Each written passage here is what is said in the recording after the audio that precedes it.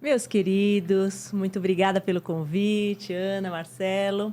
Então, eu sou a Rosali Andrade, eu sou fisioterapeuta, atuo nessa área aí há uns 28 anos, por aí. Antes disso, tive uma outra formação, que também na área das ciências sociais, porque eu sempre tive uma busca muito intensa sobre o ser humano, né? Então, primeiro eu busquei o ser humano como cidadão e depois eu acabei enveredando para esse lado mais da saúde, que eu acho que eu encontrei o meu caminho. Que legal. Bom, é muito importante entender como tudo começou, né? Sim. Eu sou historiador, então para mim é história. Eu também sou Ah, das ciências sociais, aham. então eu não entendo como que você fez ciências sociais e depois foi para saúde, mas tudo bem. Tudo é uma questão pessoal, né? Não vamos Sim. entrar nesse detalhe, mas já que você enveredou para saúde, como isso começa, né? Foi já na sua infância? A sua família já vem de uma orientação espírita, espiritualista, ou eles tinham uma outra orientação? Como é que foi a sua infância? Certo. Eu tive uma infância, assim, muito tranquila, Tá, no sentido de ter, assim, uma família estruturada. Então, tive pai, tive mãe, e estão vivos até hoje, né? Minha mãe tem 87 anos, meu pai 89, cuido deles, que beleza, inclusive, né? e com saúde ainda, né? Meu pai tá um pouquinho com demência, mas ainda assim, é, independente.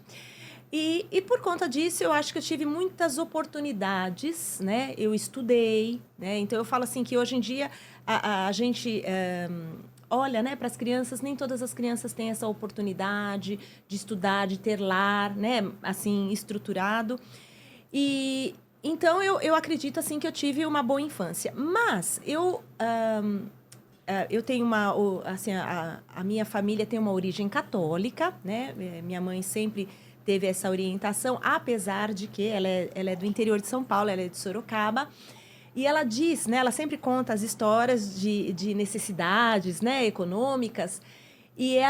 Então, ela dizia que ela ia para o centro espírita, apesar de ter a formação católica e ter que ir à missa e tudo mais, mas ela ia aos domingos também no centro espírita, porque era lá que, se eles comparecessem na escolinha, no final do ano eles ganhavam o presente de Natal, né? Então, era É. a única oportunidade de ter um presente, uma boneca, como a gente encontra isso em todos os trabalhos assistenciais.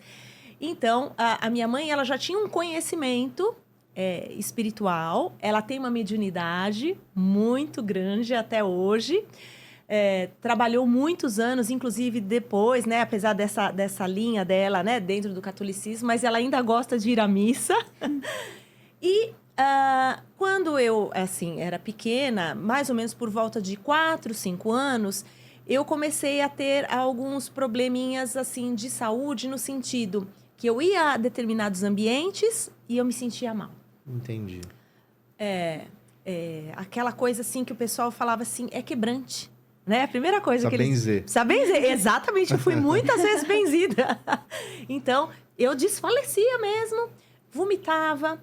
Era assim, entrar em determinados ambientes, aí, vamos sair correndo, vamos levar a Rosali pro hospital, né? Para ver o que está acontecendo. Na metade, era assim, abria a janela, eu tomava vento, eu recobrava como se nada tivesse acontecido. Nossa.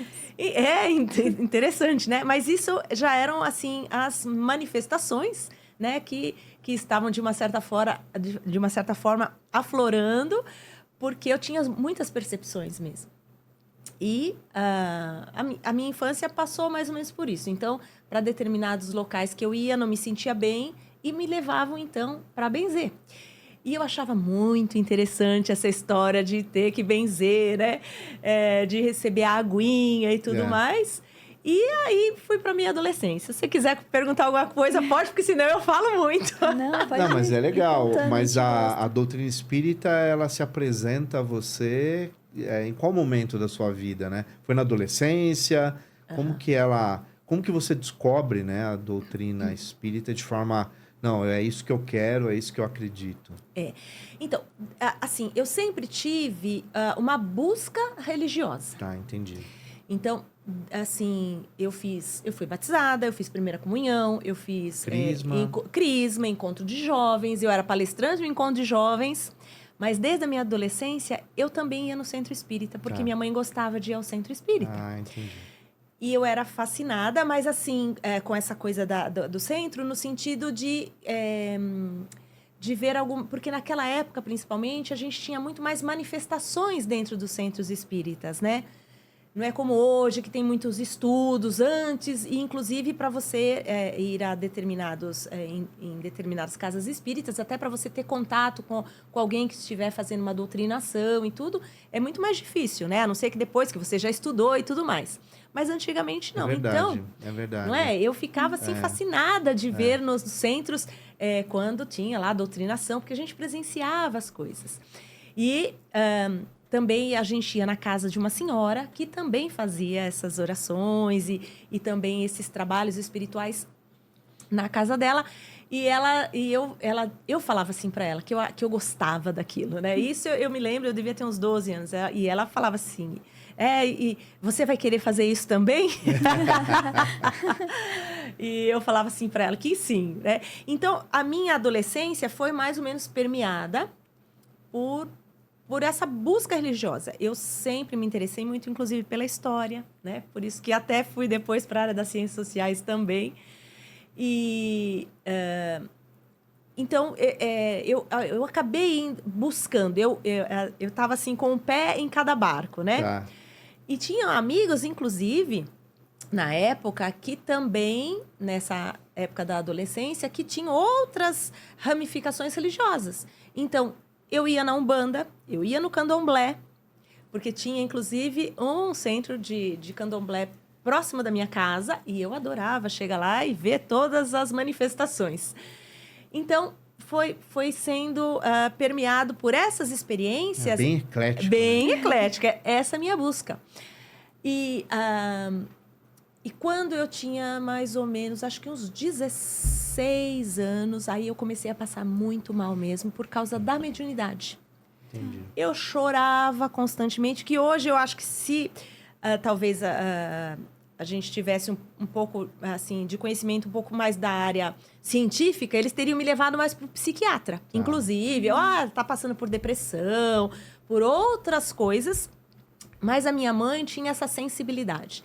E ela dizia para mim, né, que eu precisava, como todos eles falam, né, precisava trabalhar com a mediunidade, né? Desenvolver a mediunidade, exatamente. Eram essas as palavras. E aí eu comecei, então, a frequentar um centro espírita, mas pela minha idade, então, eles não queriam fazer esse trabalho, trabalhar com a mediunidade.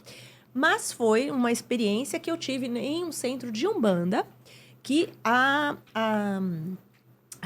mãe, né, do terreiro falou, então, que eles iriam fazer algumas orações, alguma coisa, para que esse meu processo fosse um pouco adormecido.